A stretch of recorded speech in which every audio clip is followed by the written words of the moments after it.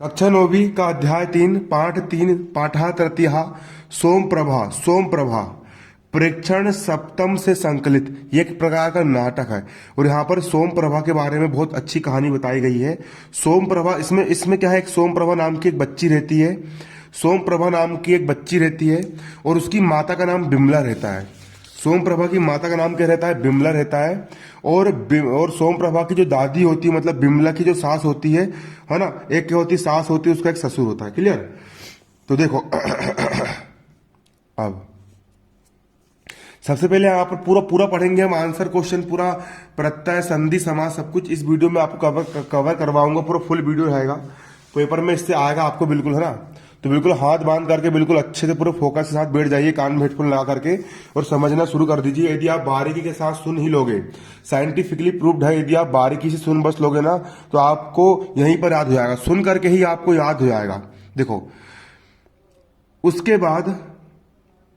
उसके बाद हथेलियों से दोनों आंखों को साफ करती हुई 5 वर्ष की बालिका सोम प्रभा प्रवेश करती है। एक छोटी सी बच्ची सोम प्रभा कमरे में प्रवेश करती है। नाटक चल रहा है रंगमंच पर, है ना, मंच पर प्रवेश करती है। बिमला बिमला बोलती, अरे जाग गई तो जल्दी करो, विद्यालय जाने का समय निकला जा रहा है। फिर सोम प्रभा बोलती, माता आज विद्यालय में नहीं जाऊंगी। फिर बिमला बोलती सोम प्रभा का हाथ पकड़कर, अरे ये क्या कह रही हो, विद्यालय तो रोज जाना चाहिए। फिर सोम प्रभा को घींच करके उसकी मम्मी बिमला स्कूल ले जा लेती है। फिर सास बोलती, उसकी जो सास है ना, बिमला की सास बोलती, बिमला अरे दुष्ट कहां मर गई रे, कितनी देर से आवाज दे रही हूं तेको। फिर बिमला ने बोली करुणक सा सुनकर, ये मेरी सास हमेशा मर्म विभेदी कटु वचनों से मुझको ताना देती रहती है। कौन बोल रही, बिमला। ये मेरी सास हमेशा मुझे मेरे दिल पर चोट करने वाली बात बोलकर मुझे ताना देती रहती है। माता जी आ रही हूं, आती हूं मम्मी जी। ऐसा किसने बोली, बिमला ने बोली। किसने बोली, बिमला ने बोली। आ रही हूं, क्या करना है। हम लोग घूम जाती है और चल जाती है।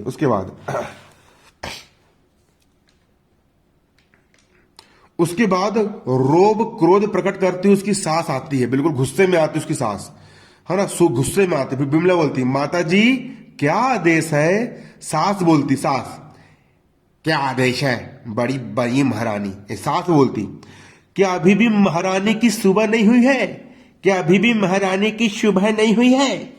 सास बोलती। फिर बिमला बोलती, सुबह के कामकाज पूरा कर रही हूं माँ जी। बिमला ने बोली। सास ने बोली, सुबह के कामकाज पूरा कर रही हो, अभी तक चाय नहीं की, अभी तक चाय नहीं बनाई तुमने, अभी तक चाय की कोई व्यवस्था नहीं की। क्या चाय तुम्हारा बाप आकर बनाएगा, जिसने एक कोड़ी भी नहीं दी हमको, एक कोड़ी फूटी कोड़ी नहीं दी, क्या तुम्हारा बाप आकर हमारे लिए चाय बनाएगा। फिर बिमला ने बोली, मेरे पिताजी की निंदा क्यों कर रही हो, आप मेरे पिताजी को क्यों कोस रही हो माता जी, जो कुछ भी कहना है आप मुझसे कहो। फिर सास बोलती, भ्रकुटी तान करो और हाथ चलाते हुए, आए हाय सुनो तो इसे दुष्ट का घटिया जवाब। इसका बाप अगर इसको इतना ही प्यारा है तो अपने बाप के घर में जाकर के मर क्यों नहीं गई। ऐसा सास ने बोली।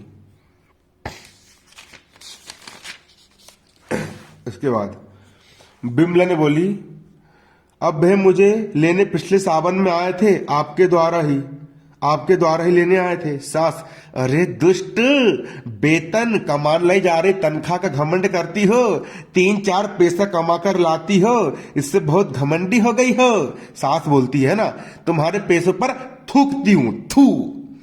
क्या समझती हो तुम, जो धन कमाकर लाती हो क्या वह तुम्हारा धन है। तेरे बाप ने दहेज की राशि देने का वादा किया था, उसमें से आधा ही दहेज दिया है। बिमला, ओहो आपकी निर्दयता, ओ लालच। सास, अरे तेरी इतनी हिम्मत, मुझको ताना दे रही है, मुझको आंख दिखा रही है। अब ससुर अब ये कमरे में ससुर आ गया, भैया ससुर आ गया। क्या हुआ, ये कैसा, सुबह से ही झगड़ा आरंभ हो गया, सुबह की चाय अभी तक नहीं मिली है। अब सास बोलती, चाय की तो बात ही क्या, इस दुष्ट ने चाय के बर्तन तोड़ दिए है, मैंने कुछ भी नहीं कहा, फिर भी सास रोने लगी, है ना। फिर भी ये मुझे सुबह से ताना दे रही है, हम निर्दयी है, हम लालची, हम राक्षस है। ससुर, ये सब इसने कहा? फिर बिमला ने बोली, हे पिताजी, मैंने ये सब नहीं कहा। सास, देखो देखो इस झगड़ालू की दुष्टता, क्या क्या दुराचार नहीं करती है, सामने ही सामने जवाब देती है, मेरे सामने जीप चलाती है। ससुर क्रोध से, ओह, इसकी इतनी हिम्मत। अब सास ससुर दोनों उसको नहीं देखते सुनते नहीं, और दोनों क्रूरता के साथ उसको मारने के लिए, अब जो बहू रहती है उनकी, उसको मारने के लिए भाव दिखाते उसके पास जाते हैं। सोमप्रभा, अब सोमप्रभा छोटी सी बच्ची जो स्कूल गई थी, वो स्कूल से भाग के जाती है और वो सब ये सब देखती है।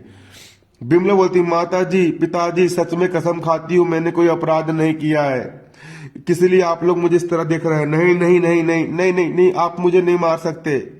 और दोनों मारने की इच्छा से जबरदस्ती बिमला को पकड़कर खींचने लग जाते। सोमप्रभा और डर के कारण बोलती, माँ माँ। सास ससुर, जो सास ससुर होते हैं, सास ससुर उसको मतलब बिमला को ना देखते हुए, है ना, बिमला को बलपूर्वक लेके जाते हैं। सास, इसे रसोई में लेकर चलो, ये वहीं पर इसको जलाएंगे, है ना। सोमप्रभा अचानक दौड़ती हुई निकलती है। बिमला अपनी रक्षा के लिए जी जान का प्रयास करती है और भैया पर्दा पीछे से गायब हो जाता है। इसके बाद वो सोमप्रभा को जला देते हैं और सोमप्रभा जल जाती है। हिंदी अनुवाद, इन लोगों के द्वारा धन के लिए प्रतिक्षण हिंसा का भाव बढ़ रहा है और निर्दयता पूर्वक मानवता लुप्त होते जा रही है। हिंसकों के द्वारा संसार दो भागों में बांटकर नष्ट किया जा रहा है। सज्जनता और मानवता अत्यंत दीन भाव प्रवेश कर रही है। बिमला की जोर से चीख, जोर से चिल्लाई बिमला ने, बचाओ, जल गई भैया बिमला। पुरुष इंस्पेक्टर के साथ सोमप्रभा प्रवेश करती है। पुरुष इंस्पेक्टर पास जाकर, अरे ये क्या हो रहा है, ये क्या चल रहा है, इसको छोड़ो। सास घबरा गई, भैया, महोदय जी, sir sir sir sir sir, अभी अभी अभी हमने कुछ नहीं किया है, ये हमारी बहू बीमार है, इसका उपचार चल रहा है, इसका उपचार इलाज कर रहा है। इंस्पेक्टर, अच्छा उपचार किया जा रहा है, तुम दोनों का उपचार मैं करूंगा, मैं सब जानता हूं, इस बच्ची बालिका ने सब कुछ बता दिया है। फिर सोमप्रभा, फिर ना कष्ट के साथ सोमप्रभा के पास जाकर, है ना, फिर बिमला कष्ट के साथ सोमप्रभा के पास गई। पुत्री, तुम यहाँ कैसे यहाँ पर आ गई? फिर सोमप्रभा बोलती, माँ, मेरे जूते टूटे हुए थे और पुस्तक रखने का बैग भी टूटा था, इसलिए अध्यापिका ने मुझे कक्षा से बाहर निकाल दिया। उन्होंने, है ना। बिमला कष्ट के साथ बोलती है, पुत्री तुम यहाँ कैसे? फिर सोमप्रभा ने बोली, माँ, मेरे जूते टूटे हुए थे और पुस्तक रखने का बैग भी टूटा था, इसलिए अध्यापिका ने मुझे कक्षा से बाहर निकाल दिया था। उन्होंने कहा तुरंत विद्यालय से घर जाओ, इसलिए मैं घर आ गई। बिमला, रो मत बेटी, सब ठीक हो जाएगा। सोमप्रभा, यहाँ उसकी बच्ची ने बोली, मैंने यहाँ आकर देखा कि दादा और दादी तुम्हें मार रहे थे, इसलिए मैं दौड़ती दौड़ती थाने गई और पुलिस इंस्पेक्टर को मैंने सब बताया। बिमला आंसू से गदगद कंठ से सोमप्रभा की आलिंगन करके, तुमने मुझे बचा लिया, आज बहुत बड़े संकट से तुमने मुझे निकाल लिया, तुमने मेरे लिए बहुत अच्छा किया।